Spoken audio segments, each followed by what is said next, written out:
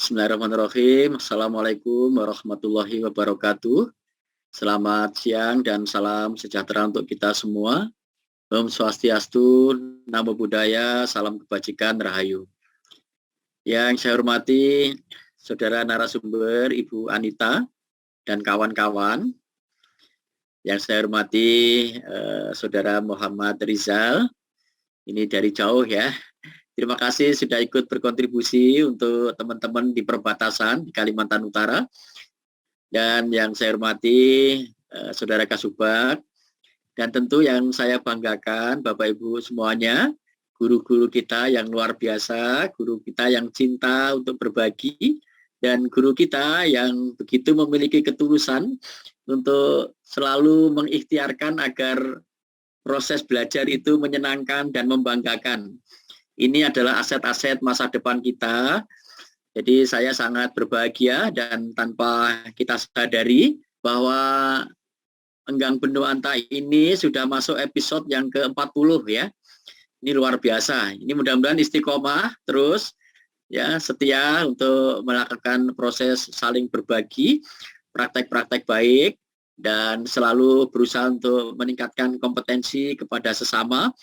Dan dalam catatan saya itu tidak kurang dari 12.000 sertifikat yang sudah dikeluarkan oleh LPMP ya. Mudah-mudahan bukan hanya sertifikat tetapi juga ada dampak yang bisa Bapak Ibu lakukan. Kita tidak meminta dampak yang besar, kecil saja bahwa Bapak Ibu semuanya sudah mulai berubah. Mari kita merubah bahwa kita memerlukan mendekati anak-anak, mendidik anak-anak itu dengan perasaan cinta dan kasih sayang.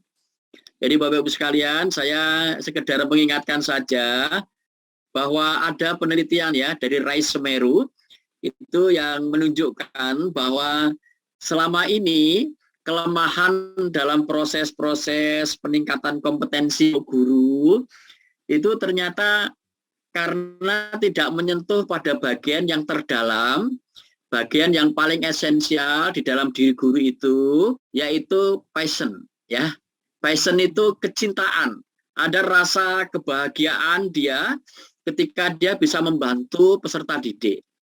Passion ini yang kelihatannya memang sempat hilang di dalam proses-proses peningkatan kompetensi guru. Seolah-olah bahwa urusan guru itu hanya cukup diselesaikan dengan memberikan bekal pengetahuan dan keterampilan. Padahal kalau passionnya ini hilang, maka guru-guru itu ketika mengajar, dia akan kehilangan ketulusan dan kecintaan. Ya, kalau dalam hasanah agama, guru yang mengajar tidak tulus, tidak ikhlas, ini tidak barokah ilmunya. Tidak barokah itu akan ditandai dari siswa-siswa kita akan mengalami kesulitan menangkap materi pelajaran. Dan kemudian kalau dia memiliki pengetahuan, pengetahuan itu sama sekali tidak memperbaiki perilaku dan kehidupan dia. Ini yang kita sebut dengan barokah. Ini dalam konsep agama. Di dalam konsep neurolinguistik ya, neurobahasa pikiran kita, bahwa guru-guru yang tidak mengajar dengan cinta itu tidak akan sampai ke dalam hati anak-anak. Katanya kalau tidak dilakukan dari hati, itu nggak sampai ke hati. Maka semua pengetahuan itu hanya berhenti di pikiran dan tidak memperbaiki tindakan. Ya, ini dalam konsep pengetahuan ya, pada aspek ilmu sainsnya ya.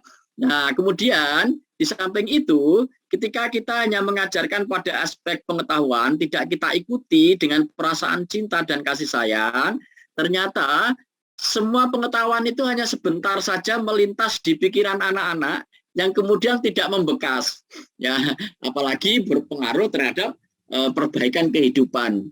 Nah, inilah kemudian kita mulai menyadari betul Bapak Ibu sekalian bahwa hal yang paling penting yang harus diperbaiki oleh kita semua adalah mari kita menata niat kita, menata hati kita, bahwa menjadi guru itu adalah pilihan pekerjaan yang paling mulia bagi kita. Dan ini adalah pilihan, bukan keterpaksaan, karena tidak ada pilihan lain. Kalaupun kita terpaksa, karena memang ini yang bisa kita lakukan, mari kita lakukan dengan sungguh-sungguh. Ya, dari apa yang bisa kita lakukan sekarang ini, Saya tahu mungkin Bapak Ibu sebagian itu sebenarnya cita-citanya tidak jadi guru. Cita-citanya itu mau jadi wali kota atau jadi bupati gitu, tapi nggak nyampe gitu. Atau mungkin jadi kepala dinas. Ya udahlah, sekarang ini yang ada di kita, bahwa kita sekarang menjadi guru, marilah kita menjadi guru yang all out, yang tulus, yang penuh, dan kita ingin menjadi perantara bagi perkembangan, ya, perkembangan dimensi-dimensi peserta didik kita, agar kelak dia akan menjadi manusia-manusia yang ikut berkontribusi di dalam kehidupan yang lebih luas ini. Dan saya kira ini adalah bagian yang paling penting Bapak Ibu sekalian, dan saya mempercayai bahwa ini adalah kontribusi yang sangat mulia yang bisa kita lakukan untuk mencoba menyiapkan agar generasi kita, anak-anak kita nanti tumbuh menjadi anak-anak yang lebih baik dari kita, dan dia merasakan memperoleh manfaat yang besar untuk memperbaiki kehidupan dirinya dan kehidupan lingkungannya. Ya, ini penting Bapak Ibu sekalian, karena memang tugas utama kita sebenarnya, kalau kita amati, bahwa pendidikan itu sebenarnya adalah mengembangkan potensi peserta didik. Jadi kita tugas utamanya adalah mengembangkan potensi peserta didik, bukan melemahkan, apalagi mematikan. Ini berkali-kali saya sampaikan, Bapak Ibu bisa melihat, ya, rumusan yang sangat jelas itu ada di pasal 3 Undang-Undang Sistem Pendidikan Nasional kita, begitu sangat jelasnya, ya, bahwa pendidikan itu bertujuan untuk berkembangnya potensi peserta didik agar menjadi manusia. Jadi ini yang nggak bisa digantikan oleh peran apapun, termasuk peran mesin. Karena kita sedang mengerjakan urusan manusia. Karena itulah harus kita kerjakan dengan unsur kemanusiaan dan dengan cara-cara manusia, bukan cara-cara robot. Bukan cara-cara robot, ya. Nah, itulah sebenarnya peran pendidikan ini ya sekedar mengajarkan pengetahuan. Kalau mengajarkan pengetahuan, peran itu akan mudah sekali digantikan oleh Google. Bahkan jauh lebih akurat, jauh lebih luas, jauh lebih dalam, dan jauh lebih setia. Mohon maaf, saya katakan setia kenapa begini ya. Google itu kalau kita putar berkali-kali, kita tanya berkali-kali, itu tidak akan berubah. Tetap saja responnya sama. Tapi kalau ada guru ditanya 2 kali langsung berubah wajahnya menjadi marah. Berarti guru ini nggak jauh lebih baik daripada Google. Google ditanya berkali-kali itu dia nggak akan mengatakan, kamu sudah tanya berkali-kali tetap nggak bisa, nggak akan bertanya begitu. Google-nya nggak akan seperti itu. Karena itulah pada aspek materi, aspek konten pengetahuan, Bapak Ibu, fungsi-fungsi itu akan bisa diambil alih oleh Google dan oleh mesin. Tetapi sekali lagi mesin itu tidak punya cinta, tidak punya hati. Karena itu tentu mesin tidak bisa memperlakukan manusia sesuai dengan karakter kemanusiaannya, ya. Nah, ini yang bisa kita lakukan adalah kita sebagai manusia. Tapi Bapak Ibu sekalian, untuk urusan pengetahuan, maksud saya begini ya. Mari kita gunakan semua media-media yang ada itu untuk membantu peserta didik. Membantu pada aspek pengetahuan. Kita tidak selalu harus menguasai banyak pengetahuan, tetapi kita bisa menunjukkan di mana kalian bisa menemukan pengetahuan. Tetapi yang paling penting adalah Bapak Ibu sekalian menjadi inkubator yang menjaga kehangatan, yang menjaga kedamaian, yang menjaga kesejukan, yang menjaga ketentraman di dalam iklim belajar di kelas-kelas kita. Maka Bapak Ibu itu harus menjadi orang yang selalu tersenyum berseri-seri, yang selalu memberikan motivasi, yang mensupport, ya, yang mendukung. Jadi kalau misalnya pengetahuan Bapak Ibu tidak tahu, tidak apa-apa. Mari anak-anak kita coba browsing di Google. Caranya gimana? Caranya, nah nanti kan diajari. Cara tinggal ketik kita mau cari apa, pengetahuan apa kita klik. Nanti kalau nggak tahu ayo kita buka lagi, ayo kita buka lagi. Tapi Bapak Ibu akan menjadi orang yang menghangatkan suasana belajar di kelas-kelas itulah. Yang itu yang saya sebut sebagai inkubator, ya, inkubator, menghangatkan. Jadi kalau ada yang nggak apa-apa nak, nggak apa-apa, ayo kita lihat lagi. Gitu. Google-nya diputar 2 kali dia nggak marah gitu. Tapi kalau kita yang menerangkan sendiri, baru diterangkan tiba-tiba nak bertanya lagi, mungkin Bapak Ibu akan marah. Nah, jadi dalam hal ini nanti kita tenang ya. Ayo kita putar lagi biar Google yang menerangkan. Enggak usah kita menerangkan. Mau apa misalnya ya tentang macam-macam itu sebuah sumber pengetahuan itu ada semua di situ. Ya, tinggal Bapak Ibu hanya menjaga supaya kesejukan dan kehangatan belajar itu tetap terwujud. Inilah yang kita sebut sebagai inkubator. Nggak usah sibuk mencari pengetahuan ya. Pengetahuan Bapak Ibu tidak akan bisa mengalahkan pengetahuan yang ada di Google. Tetapi Bapak Ibu tetap menjaga suasana dengan berusaha menghibur anak-anak, berusaha menenteramkan anak-anak, berusaha motivasi anak-anak. Nggak bisa, nggak apa-apa. Nggak terlalu penting pengetahuan itu. Yang kita kuasai tiba-tiba juga kita lupakan begitu saja. Ya. Nah, tapi nanti anak-anak yang sudah terbiasa belajar, mencari pengetahuan baru, kalau dia punya masalah, dia akan menemukan sendiri pengetahuannya untuk memecahkan masalah. Tetapi melatih anak-anak itu memiliki sensitivitas, memiliki hubungan yang kritis, ya, memiliki kemampuan untuk memahami orang lain, itu jauh lebih penting. Dan inilah yang harus dilakukan oleh guru-guru kita untuk membantu anak-anak bisa menggunakan ya daya nalarnya. Daya nalarnya itu untuk bisa berinteraksi dengan lingkungannya. Kalau ada situasi seperti ini, apa yang harus kita lakukan? Bagaimana kita menghadapi secara sosial ketika ada orang yang marah pada kita? Itu jauh lebih penting. Bagaimana kita menghadapi realita alam? Kalau ada bencana seperti ini kausalitasnya itu adalah hubungan sebab akibat yang bisa difikirkan secara nalar. Nah, tugas kita sebenarnya adalah melatih kemampuan kepada anak-anak kita ini yang kita sebut dengan mengaktifkan otaknya. Maka mengaktifkan otak inilah yang disebut dengan berpikir, ya, bukan menghafal pengetahuan sebanyak-banyaknya.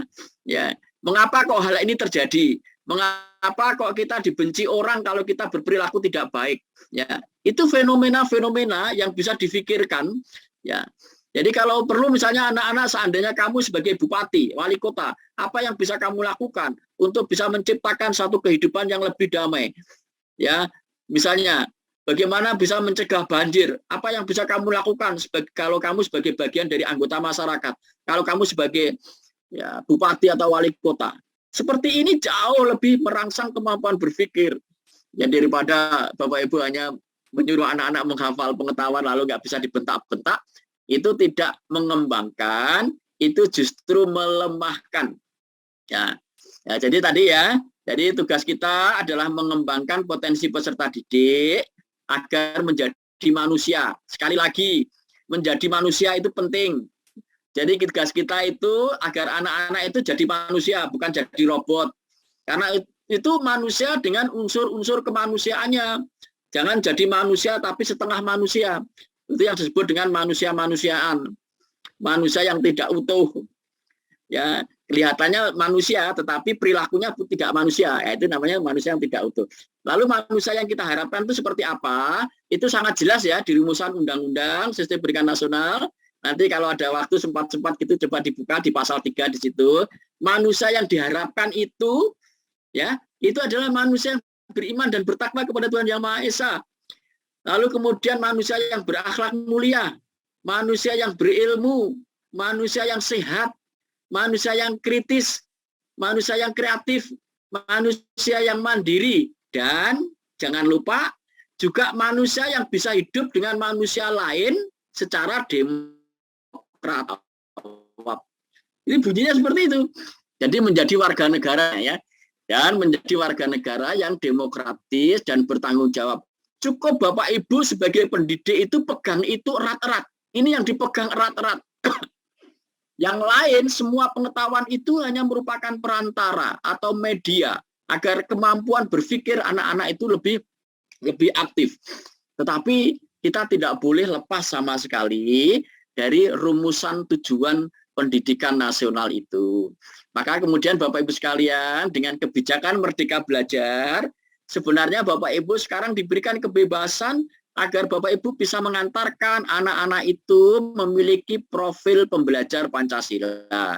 Kalau kita lihat profil pembelajar Pancasila itu justru dikembangkan dari esensial tujuan pendidikan nasional kita itu ya. Kan Profil belajar manusia itu kan beriman dan bertakwa, lalu berakhlak mulia, berkebinekaan global, gitu kan, kreatif, mandiri, kritis, gitu kan, dan bergotong royong gitu. Nah itu semua diambil dari rumusan tujuan pendidikan nasional.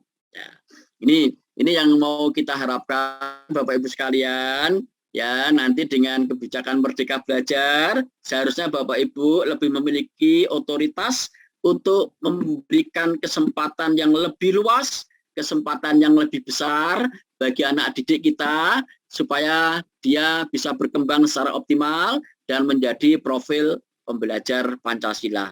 Ini idam-idaman kita semua Bapak Ibu sekalian, karena kita tahu bahwa tugas kita di dalam pendidikan ini adalah membantu agar manusia-manusia muda, ya, manusia-manusia muda itu adalah anak didik kita ini tumbuh menjadi manusia yang berkontribusi di dalam kehidupan.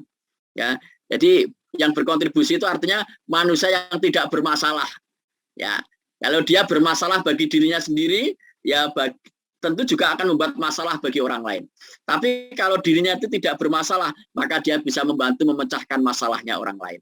Nah, ini yang harus kita lakukan, Bapak Ibu sekalian. Nah, karena itulah peran orang dewasa seperti Bapak Ibu sekalian ini harus betul-betul memberikan dukungan dan bantuan. Dukungan dan bantuan, ya. Anak-anak itu sebenarnya tidak boleh disalahkan karena memang anak-anak belum mengambil tanggung jawab. Nah, namanya belum balik, ya. Orang yang belum balik itu belum bisa disalahkan. Jadi kalau anak-anak melakukan kesalahan itu pasti dia sebagai korban dari orang lain. Karena cara pendidikannya yang tidak benar, lalu kemudian dia berperilaku tidak baik. Nah, ketika dia berperilaku tidak baik, itu sebenarnya dia tidak mengambil tanggung jawab atas perilakunya, karena dia belum tahu, maka tugas kita adalah membantu karena dia adalah korban. Ya, karena dia korban, maka kita harus melihatnya dengan kacamata belas kasihan. Korban itu harus dibantu, harus ditolong. Ya, Bapak Ibu ya, jangan melihatnya dengan kebencian. Saya tahu tidak semua anak-anak itu akan memiliki perilaku seperti yang kita harapkan, tetapi ketika kita menjumpai perilaku yang tidak kita harapkan, maka terfikirlah di dalam otak kita bahwa dia adalah korban. Maka ketika dia korban, jangan dikorbankan lagi di sekolah dengan bullying, dengan hukuman, dengan ancaman. Itu artinya korban yang jadi korban dua kali, namanya korban kuadrat. Nah, kita harus melihatnya anak-anak ini adalah korban yang perlu bantuan, yang perlu dukungan. Ya, inilah yang kita harapkan Bapak Ibu sekalian. Ya, saya sangat mempercayai ini Bapak Ibu ini memang orang-orang yang memiliki ketulusan dan mudah-mudahan anak-anak yang berada dalam asuhan Bapak Ibu sekalian semuanya merasa bahagia karena berada bersama dengan orang-orang dewasa yang bisa mengerti dan memahami, dan juga orang dewasa yang selalu mencintai dengan tulus dan kasih sayang. Saya kira ini bagian terpenting yang harus kita lakukan Bapak Ibu sekalian agar kita bisa melakukan perubahan-perubahan, bahwa pendidikan kita harus kita ciptakan suatu iklim belajar yang kondusif di mana semua orang dewasa memberikan praktek terbaik untuk memberikan contoh-contoh yang baik bagi anak didik kita, dan dia juga memberikan support, dukungan, ya, bukan hukuman dan bukan ancaman, tetapi dukungan bagi anak-anak untuk dia tumbuh menjadi orang-orang yang nantinya bisa bermanfaat bagi dirinya sendiri dan juga bermanfaat bagi orang-orang yang ada di sekitarnya, dan dia kita harapkan menjadi orang-orang yang bahagia, karena kelak ketika dia bahagia pasti dia akan membuat bahagia orang lain. Tetapi kalau dia menderita, pasti dia akan berbagi penderitaan dengan orang lain, yang artinya dia mungkin akan senang kalau melihat orang lain menderita karena menjadi bagian dari penderitaan dirinya. Nah, ini yang harus kita lakukan bersama-sama Bapak Ibu. Ini bagian dari ikhtiar kita untuk ikut menciptakan kehidupan yang lebih damai, lebih bahagia, dan lebih membahagiakan. Saya kira itu yang dapat saya sampaikan. Sekali lagi kami sampaikan ucapan terima kasih bahwa Bapak Ibu sekalian sudah memulai untuk melakukan perubahan-perubahan. Ya, nanti kita ciptakan kelas-kelas kita, sekolah-sekolah kita menjadi tempat-tempat yang damai, menjadi tempat-tempat yang menyenangkan, tempat-tempat yang menyejukkan, tempat-tempat yang tumbuh, ya, yang bersemi, ya, perilaku-perilaku baik bagi anak didik kita. Terima kasih, dan dengan mengharap dari ridho Allah Subhanahu wa taala, mari kegiatan kita buka dengan bacaan basmalah. Mudah-mudahan pertemuan kita itu diikuti dengan hidayah, sehingga memudahkan apa yang bisa kita pelajari dan tentu juga memberikan hikmah bagi kita semua setelah kita bertemu, lalu kita memberikan manfaat karena kita mendapatkan hidayah dalam pertemuan kita. Bismillahirrahmanirrahim. Terima kasih. Saya akhiri. Wassalamualaikum warahmatullahi wabarakatuh. Selamat siang. Salam sejahtera untuk kita semua. Om Swastiastu, Namo Buddhaya. Salam kebajikan rahayu.